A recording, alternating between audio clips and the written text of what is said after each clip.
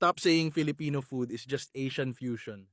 You're literally erasing centuries of culinary genius, and here's why that's dangerous. Filipino cuisine isn't some random mix of Spanish, Chinese, and American influences like your food blogger keeps saying.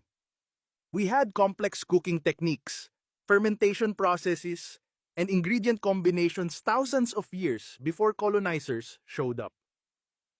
Pre-colonial Filipinos were already perfecting bagong, fermented fish sauce, creating 20 different rice preparations, and developing preservation methods that kept food fresh in tropical climates.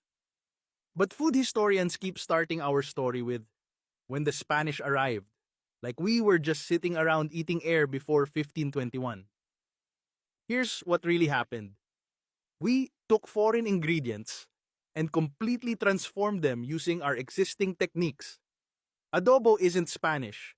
It's our ancient preservation method that Spanish colonizers couldn't even pronounce, so they called it their word. We were marinating meat in vinegar and salt before Spain knew we existed. And don't get me started on Filipino Chinese food.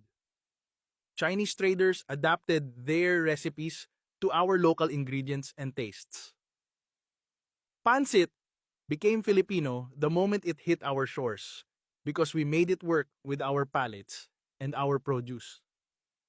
Every time someone calls Filipino food fusion, they're saying we have no original culinary identity.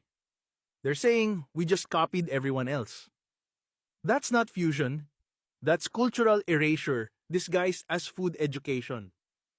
Filipino cuisine is a complete, complex indigenous food system that absorbed influences without losing its soul. Start respecting that.